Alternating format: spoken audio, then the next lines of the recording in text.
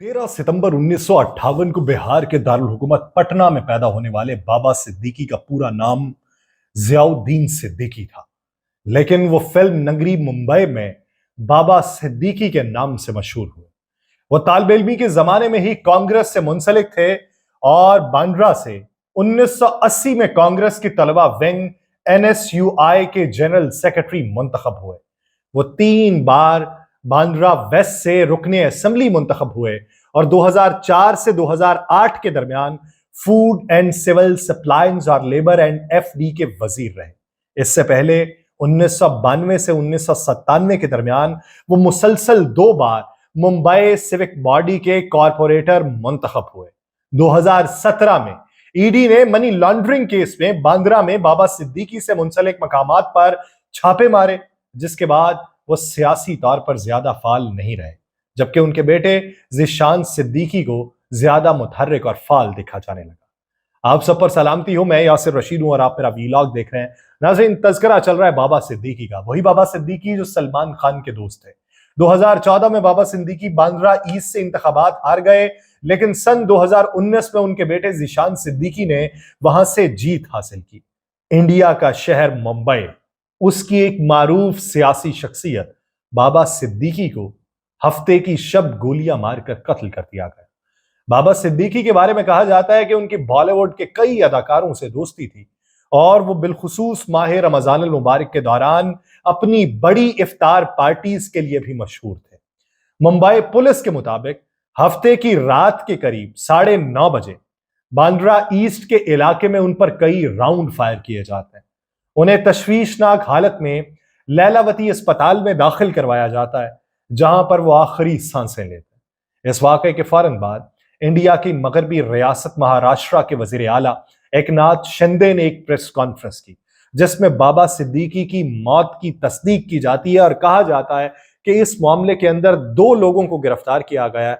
एक मुलजिम मफरूर है और उनके मुताबिक गिरफ्तार किए जाने वालों में से एक शख्स का ताल्लुक रियासत हरियाणा से है, जबकि दूसरे का ताल्लुक रियासत उत्तर प्रदेश से है, यानी वो उस रियासत से भी ताल्लुक नहीं रखते थे। वजीर आला एकनाथ शिंदे ने कहा कि साबिक वजीर बाबा सिद्दीकी पर जानलेवा हमला हुआ था, बदकिस्मती से वो जामबर न हो सके। ये इंतहाई अफसोसनाक वाकया है। पुलिस टीम जो है वो तीसरे मुलजिम की गिरफ्तारी के लिए कोशा है और तीनों के खिलाफ सख्त कार्रवाई की जाएगी।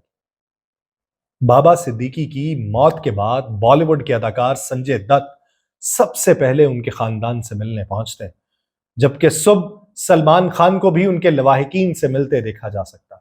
यह बॉलीवुड से उनकी कुर्बत का अक्स था जो देखने को मिला। बाबा सिद्दीकी ने रवां साल कांग्रेस पार्टी को छोड़ दिया था और कांग्रेस को छोड़कर nationalist Congress party NCP Ajitpura group में शमूलियत इख्तियार कर ली थी। इंडिया के अंदर हिज़्ब-ए इख्तिलाफ के रहनुमा राहुल गांधी, उन्होंने बाबा सिद्दीकी की मौत पे दुख का इजहार करते हुए ट्विटर के ऊपर लिखा कि उन्हें इस वाक़े के ऊपर इंतहाई अफसोस है। मेरे जज्बात इस मुश्किल वक्त में उनके खानदान के साथ हैं। ये हौलनाक वाक़या जो है वो महाराष्ट्र में अमन व अमान की मुकम्मल तबाही को बेनकाब करता है। हुकूमत को जिम्मेदारी कबूल करनी चाहिए और इंसाफ का बोलबाला होना चाहिए। रियासत के नायब वजीर आला अजीतपुरा ने ट्विटर के ऊपर लिखा कि मैंने एक अच्छे साथी और दोस्त को खो दिया। मैं इस बुज़दिलाना हमले की शदीद मजम्मत करता हूं और मैं बाबा सिद्दीकी को दिली खिराज अकीदत पेश करता हूं।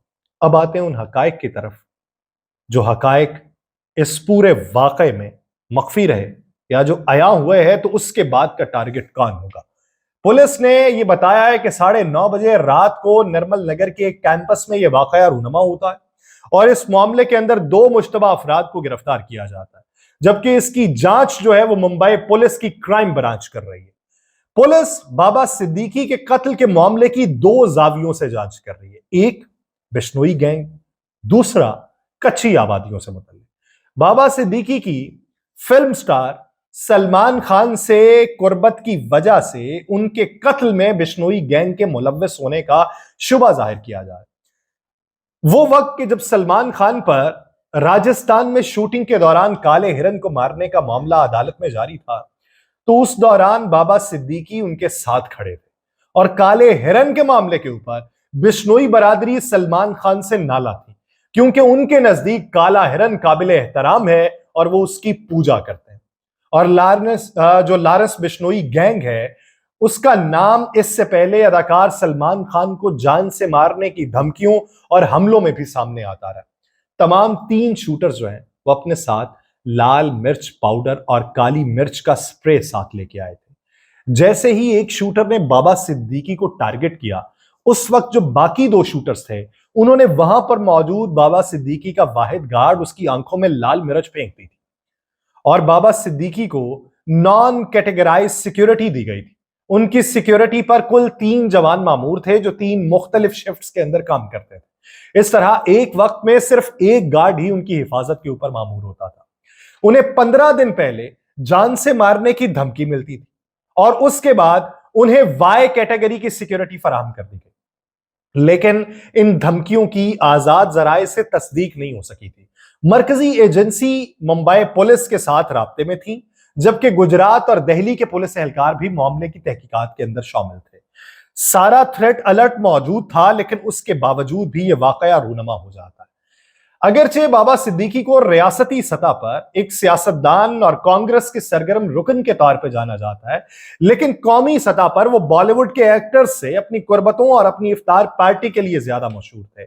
ہر سال رمضان کے مہینے میں منعقد ہونے والی ان کی گرینڈ افطار پارٹی سیاسی رہنماؤں اور بالی ووڈ کی سیلیبریٹیز کی شرکت کی وجہ سے خبروں کی زینت بنتی رہتی۔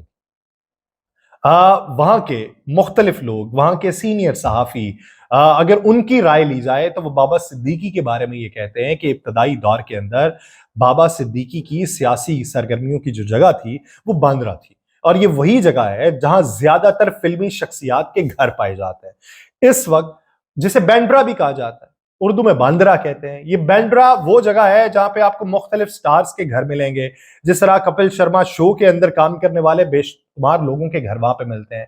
اس وقت وہ سیاسی جو ہے کریئر بنا رہے تھے جب ان کی ملاقات سنیل دت سے ہوئی تھی۔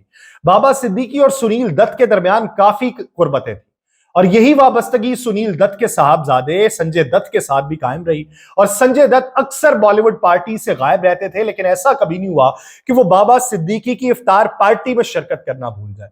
ان کا کہنا تھا کہ سنجے دت جب بھی جیل سے باہر آئے تو سب سے پہلے وہ بابا صدیقی کی افطار پارٹی کے اندر شریک ہوئے۔ اس کے ساتھ اداکار شاہ رخ خان اور سلمان خان کے درمیان 5 سال تک ناچاکی رہی، اور دونوں کسی تقریب کے اندر بھی بالکل دکھائی نہیں دیے۔